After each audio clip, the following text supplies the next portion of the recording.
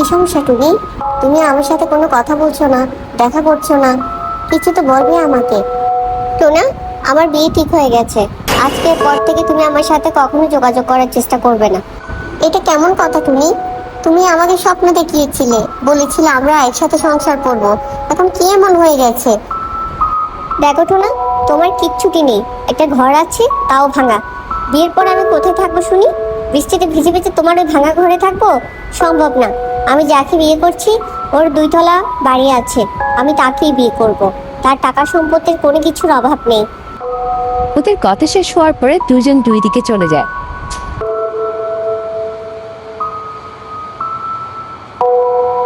খোদা, তুমি আমাকে কেন বাঁচিয়ে রাখলে? আজকে আমার ভাঙা ঘর বলে টুনি আমাকে ছেড়ে চলে গেছে। টোনা অনেক কষ্ট পায়, সে ভেঙে পড়ে। সে কান্না করতে করতে তার বাড়ির সামনে ঘুমিয়ে পড়ে। হঠাৎ ঝুম বৃষ্টি শুরু হয়ে যায়। সকালবেলা অদ্ভুত ঘটনা ঘটে। টোনার বাড়ি নতুন হয়ে যায়, সে ভাঙা ঘরটি আর নেই। টোনা চোখ খুলে তো অবাক। তোমাকে অসংখ্য ধন্যবাদ আমার কষ্টটা বোঝার জন্য। 4-5 দিন পরে হঠাৎ টুনি টোনার সাথে দেখা করতে আসে। কেমন আছো টোনা? টুনি, তুমি এখানে? তোমার না বিয়ে হয়ে গেছে? এখানে কি করছো তুমি? চলে যাও এখান থেকে। চলে যাবো টোনা, তবে তোমার অভিশাপ পড়েছে, তাই আজকে আমি সুখী হতে পারিনি। কিন্তু হয়েছেটা কি? আমাকে খুলে বলো, না হলে আমি বুঝবো কি করে।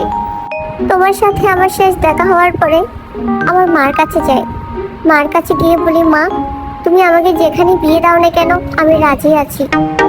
ঠিক আছে মা, তোর এই সিদ্ধান্তে আমি অনেক খুশি হয়েছি। তুই অনেক সুখী হবি, ওর অনেক টাকা পয়সা। মা, বান্ধবী, তুই এটা কেমন সিদ্ধান্ত নিলি? তুই টোনাকে কষ্ট দিয়ে একটা কালো কাককে তুই বিয়ে করবি? ওকে তো দিনের বেলায় দেখা যায় না, রাতের বেলায় তুই দেখবি কি করে?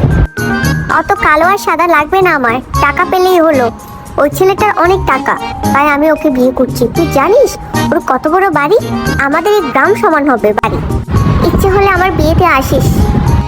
তোমাকে বিয়ে করতে পাঠিয়েছিলাম, তোমাকে তো যুদ্ধ করতে পাঠাইনি আমি। এত দেরি করলে কেন? কাক, কে এই মহিলা? তোমার সাথে সে এইভাবে কথা বলছে কেন আমার সামনে? কে তুমি?